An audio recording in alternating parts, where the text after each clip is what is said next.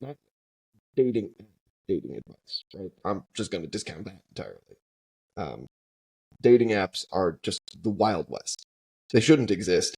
They really only exist in myth, and they aren't nearly as successful as history wants you to believe.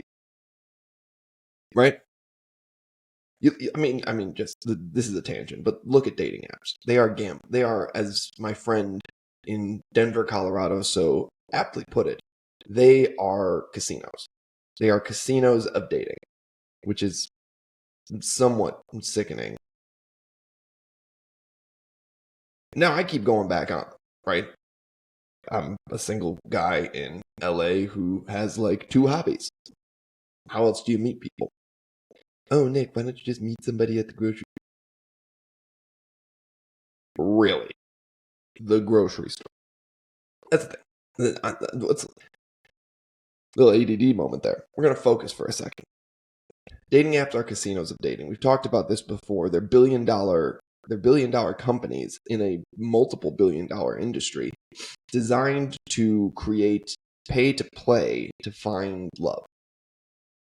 And that's what they're selling you. They're not just selling you like go on a date. They're selling you the myth of finding love. The only app I've seen succeed, and even this is completely anecdotal, is Tinder, because everybody seems to believe that Tinder has one goal. It's one night stands, and apparently they're very good at it. I don't know. Not a big fan of Tinder. I had it back in the day, and I tried it again recently, and it was mostly bots. It was mostly bots. Like, yeah, just no. Don't go on Tinder. Let us not go to Tinder. It is a silly place. If you get that reference, then we can be friends. Dating apps are casinos of love, and they traffic the illusion that you will find love if you just pay for the next level. Oh, you're at tier 1? Well, maybe if you paid for tier 2. If you're at tier 2, well, we just made a tier 3. Maybe that will help you. It does not. It does not. Truth be told, a lot of what, and I'm going to rag on the red pill community for a second, but a lot of what the red pill community fears is happening is because of a point of view created by dating apps, which is essentially that only 10% of the men get 90% of the attention of women. And that's literally because that's how dating apps, that's how they do it. They create it that way to cater to the very, very, very, very wealthy who will, spend $40 a month and not even notice it. And, you know, everybody else just kind of gets shoved to the side. Gentlemen, first of all, if you are evaluating your dating options using language like sexual competition, calm down. You're not a biologist. You are not a biologist. You don't have a biology degree, or even if you do, no. Stop it.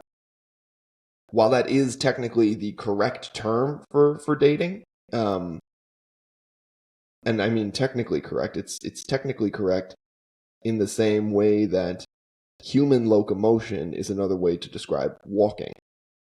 You're being pedantic. And it gives scientific weight to a rather silly argument. And you can't live your life like that. You really can't live your life saying to yourself, well, I'm not one of the 10% of guys who women are attracted to. Frankly, if you think that way, you will guarantee that women will not be attracted to you. Now, no, I've stated this numerous times on this podcast. I have no idea what women want. I truly have no idea what women want. If I knew what women wanted, I'd probably be a woman, because that's the only way to know what a woman wants. And frankly, I don't know what men want either. because I'm only me. Now, I am a man. I know what this man wants, but I don't know what you want. I don't know what the guy walking past my apartment wants. I just don't, right? So let's talk about the stupidity of dating advice that doesn't have to do with the online casino royales that are dating apps.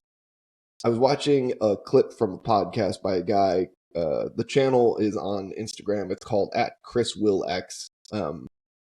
Quite frankly, I usually like this podcast. It's very measured. They talk a lot about some very interesting topics, and they bring on a lot of people. It's not, leaning too much one side or the other.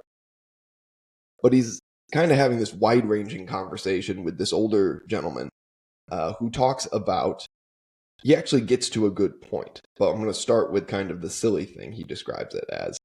He says the person you want to marry is, the person you want to date, the person you want to marry is an air fryer or Japanese toilet girlfriend. Now, for those of you who don't know what an air fryer is, it is a very convenient method of cooking, especially for people like me who are absolutely useless in the kitchen. And, a Japanese toilet, it's just essentially a smart toilet. It's a smart place to put your bum. Right. And you say to yourself, why? He's making the contrast. It's functionally like having an $80,000 toy. I mean, anywhere it's functionally like having an $80,000 toy. But what does it do for you? It sits in your driveway and looks pretty. Doesn't really add much to your life. I mean, truly, it doesn't add much to your life, and it really just takes away a lot from your life. This is getting disturbingly good. But it really just it's really a cost on your life. It doesn't benefit you in many ways. I mean, you look good when you go riding around in your Corvette, assuming you can get out of traffic, assuming you can go down the driveway, assuming you don't hit a pothole or any bump. Corvettes are race cars, ladies and gentlemen. They're designed low to the ground. It's not great when you hit a bump in those things. What he's doing is he's describing, and he goes on to talk about this, he's describing a theory in economics called experience goods, things that you learn the value of as you use them. And those are the types of things you want in your life long term, because there's an appreciability to it. And I say appreciability, and I don't mean to reduce people to dollars and cents, but appreciability, an asset that appreciates over time, is something that grows in value as you own it. Like a home, you want to appreciate over time, which is why they always say buy property, because real estate appreciates. Stocks generally appreciate. You don't want to buy things like jet skis. Those are depreciable assets. Those things, they just fade over time. They become worth space less over time. So the question becomes, how do you reconcile this absolutely silly way of describing a human being with the sort of nugget of good advice that's in there? And that's the internet, ladies and gentlemen. Typically very, very silly ways of describing things with occasional nuggets of just wisdom waiting inside. When it comes to dating, what do we do with that? That's literally just describing every single freaking Disney movie ever, which is just beauty is more than skin deep. You want somebody who is high character. You want somebody who is, whether they're wealthy or whether they're broke, whatever, it doesn't matter. You want somebody who's got strong morals, who is of high character, and who in the long term is not only going to care about you, but is going to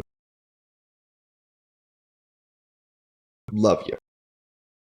And love is a choice. I don't have time to go into that, but remember something. You can have a crush on just about anybody, but love is a choice. I'm out of time. I'm sure I'll talk about this on another podcast. I'd promise it tomorrow, but I can't make those kinds of promises. I'm not much of an air fryer podcast host, am I? I'm Nick. This is 10 Minutes with Nick. Have a great day.